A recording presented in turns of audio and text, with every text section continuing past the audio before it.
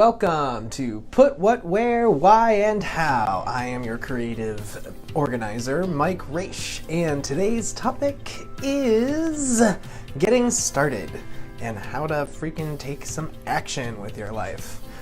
So what we're really talking about is like going out and actually completing a task. And those can be very small tasks or very large tasks. And getting started with something can really just be life experience plus reaction.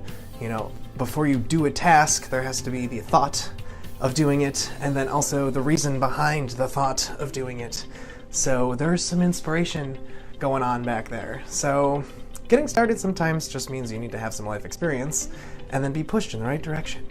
But to take control of your life and deliberately implement creative products in your life, you really need to work on focus and motivation.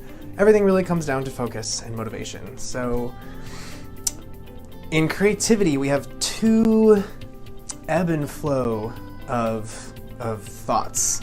So there's divergent thinking, which a lot of people are stuck in because it's just all of the options. You're coming up with all of the possibilities, which there are infinite possibilities. So it's very easy to get lost and be consumed by the overwhelming amount of possibilities that the world has to offer.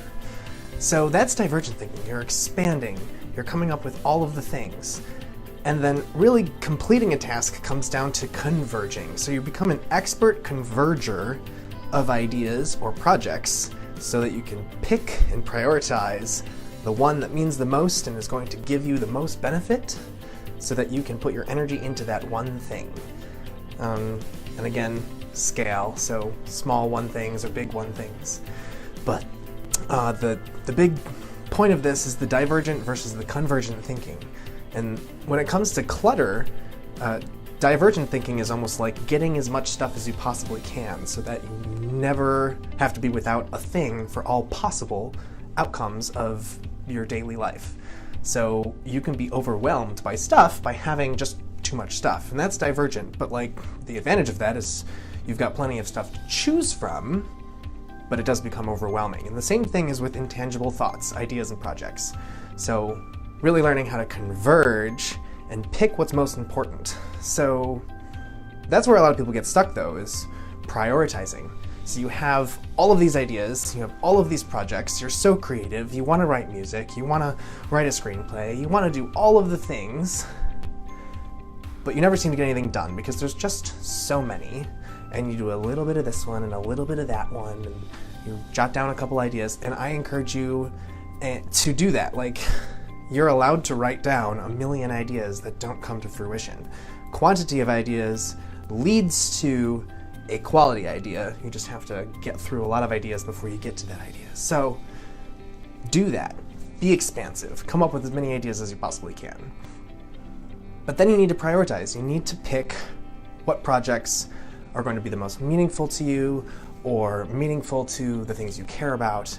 So really, you have to sit down with yourself and ask why, which is where we get into motivation. So focus. You have to converge until you get to the things that are most important. That is implementation, converging to the thing that you're going to implement. You have to focus first. If you have too many distractions, you're never going to get a thing done. So then we have motivation, which there's a lot of talk about that earlier this week. I asked what stops people from getting started, and motivation is kind of the same thing as the question. So, like, where does motivation come from? Why do you go about putting yourself out there? Why do you do things? And that is a very interesting topic, but values are important. Like, you have to decide what's most valuable to me. Is it my children? Is it education and knowledge? Is it fun? Is it joy? Is it wrestling? Like, it could be whatever it is to you, which is where the beauty comes in. You get to have an expression of yourself, but whatever is most important to you are the things that you should be putting out into the world. So really prioritizing why you're doing what you're doing. And if you're getting to the why and you're going, well, you know, I'm going to my job because I have to go get money. Well, yes, you have to go to a job to get money, and that's called extrinsic motivation. When someone says, hey, I have this thing you need, and I'll give it to you if you do this stuff that you really don't want to do, but I'll give this reward to you at the end of the task. That's extrinsic motivation. So there's this kind of end of the line, and you have to truck through the journey to get to the end of the line. And that's your motivation. It's the cheese at the end of the maze, so you sniff it out and you get your cheese. You still get the cheese, which is great. But then there's intrinsic motivation, which is stuff that you just simply love to do. You have a passion for something. You just simply desire doing the things.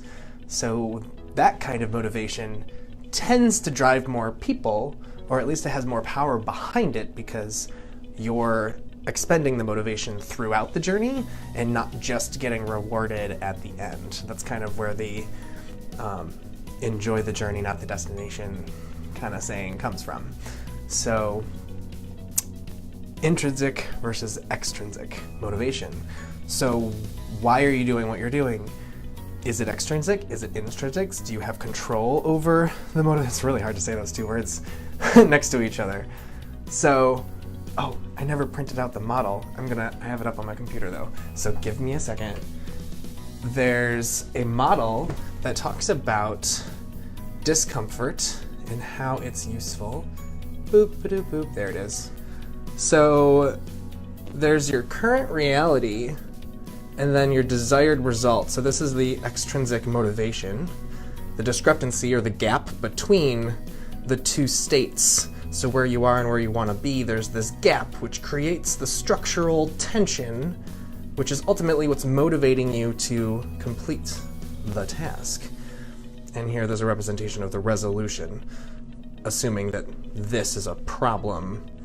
The resolution goes this way. So really the tension, the discomfort in your life is what motivates you to get things done.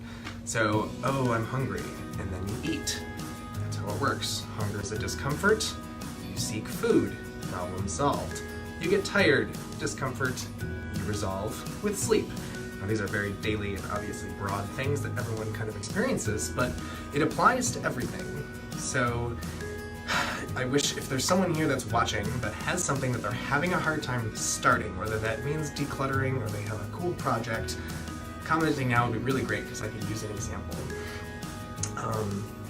But getting down to the finding out what the tension is, and if there's not enough tension, then maybe you need to create an environment which causes more tension. That's not to make it more stressful for yourself, although it'll be more uncomfortable. Starting my artwork. Okay, thank you, Sarah. So, starting artwork. Now, artwork is an affective expression of creativity, so it certainly has productive qualities because beauty is productive, but artwork is an expression of beauty, and sometimes it's hard to justify sitting down to do a thing that is simply intended to just be what it is. And that's what's really great about artwork, is you just get to absorb and observe and experience the artwork for what it is and not like try to change it or use it or whatever. It just kind of is. And that's kind of the beauty of artwork, and that's what I love about it. But then there's this contrast of like, well, I have to put forth doing to make this being of artwork. So you have to put all this energy into it. So starting with artwork, that is, because it's so emotive, really comes down to the why. And I would say with artwork, it's really digging into what is either beautiful to you or what is painful to you, or some of the like really strong emotions. It's about tapping into those. And then it's also, and this goes for all projects, is finding the where to start and how big of a bite to take. So when you have a project, like I'm going to use the artwork example again, I want to paint this mural on a wall. That to me, especially with, I don't paint, a mural on a wall sounds like a very large project.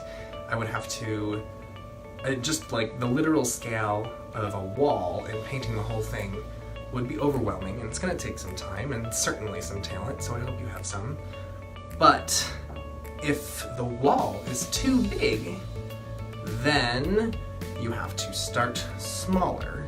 So, and maybe that's just as small as, well, what concepts could I possibly do? I'm diverging in all the concepts, writing them down in lines.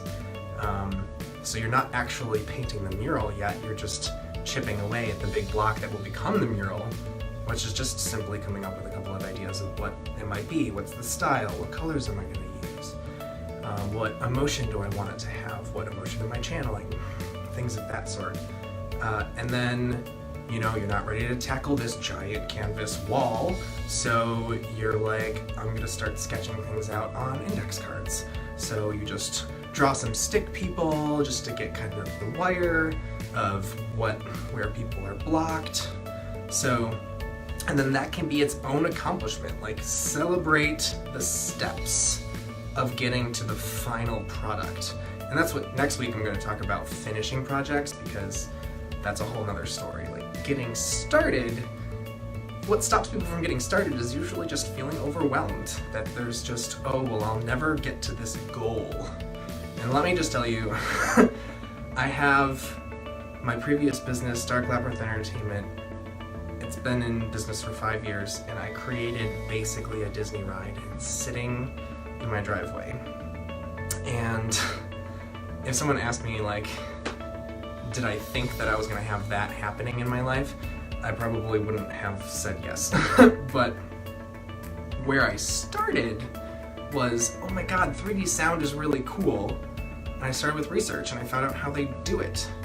So I broke it down, and I go, okay, how do I record the sound? No way was I in the space of like, I'm gonna create sound that blows, and there's gonna be air and water, and the floor is gonna move, and I'm gonna charge people $6 to get in. Like that all came with time, and I got there, but I wasn't even thinking that far ahead. And vision is important too, but really breaking it down and finding what you can bite off and chew is really, really key. So breaking it down, making it small, get to the why. Why are you doing this? And if you dig really deep and you get to a why that doesn't make sense, or you find out that you really don't want to be doing this, then stop. Like literally you get to choose. And I know there's environmental factors that you don't have control over, but you get to have control over a lot of things. And if you're not satisfied with the things you're doing, then you need to get to the reasons why. And if there's things you want to be doing that feel bigger than you are, break them down into small pieces. And it's all about converging. Focus, motivation. So narrow in on what you're doing. Out of all the things, there will always be more ideas than creative products. Also, don't knock yourself for not finishing a project, because you get to try to start a project, whether it's a piece of artwork or whatever. You are allowed to start a project and not finish it. And I know it's frustrating for people to not finish projects when they feel like they never finish any projects. And that'll be, again, talked about next week when we talk about finishing projects. But you cannot fear not finishing it and just simply not starting it, because you'll never finish anything if you don't get started. So don't let the fear of finishing stop you from starting, because you're allowed to not finish. You're totally allowed to not finish. All right, I think I've said enough. Converge, get to the why, make it small, so you can consume whatever project you're doing. And sometimes you just gotta do it. But getting to that why and figuring out what motivates you is really, really gonna be powerful. I went through this like sheet thing, which I will make available for people. I made it myself. I will make it available soon-ish, where it helps you break down what you value, what you want out of life, and really what are the things that you should be focusing on, rather than floundering in the wind. So thanks for joining. It looks like I have quite a few people today, which feels really great. Thank you for hanging out with me. I really love coming in and talking on the live stuff, and one of these days I'll watch all of these and make a book someday. I don't know. But please, oh, one more thing. Again, things are out of your control. There's so many activities that you can do to help you focus and help you stay motivated. There's apps, there's books, all the things. However, I also want to acknowledge that there are physical limitations. I had a couple people talk to me about how they're constantly in chronic pain, and therefore that stops them from getting things done, and that is totally reasonable. There's also a lot of invisible roadblocks, like mental illness and stuff like that, and I don't 100% believe that you can just simply think yourself or will yourself into a different headspace necessarily. Like, I don't think that someone without legs can just go for a run, at least without help.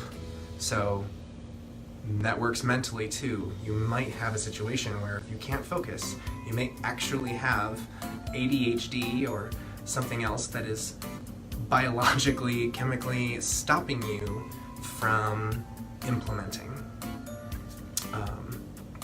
So seek medical help. There's no shame in finding a medical solution for focus and motivation, because your body is controlled by all the things you put in it, and there's a lot to talk about there. But I want to make sure that you're not taking everything upon your conscience and saying, oh, I'm lazy, or oh, I never get things done, or oh, whatever, being down on yourself when really you just may not have physical makeup, and you might need some help, and that is okay, because everybody needs help. So seek help. Seek help. Alright guys, well, I've rambled enough. Thanks for hanging out. I'm gonna say goodbye for like the third time, and next week tune in for how to finish projects, because getting started is only half the battle. Bye! Oh, and if you want to be notified, hit the 3 dots and say you get notified when Put What Where goes live, and you'll never miss a beat. And then we'll chat some more. Mwah!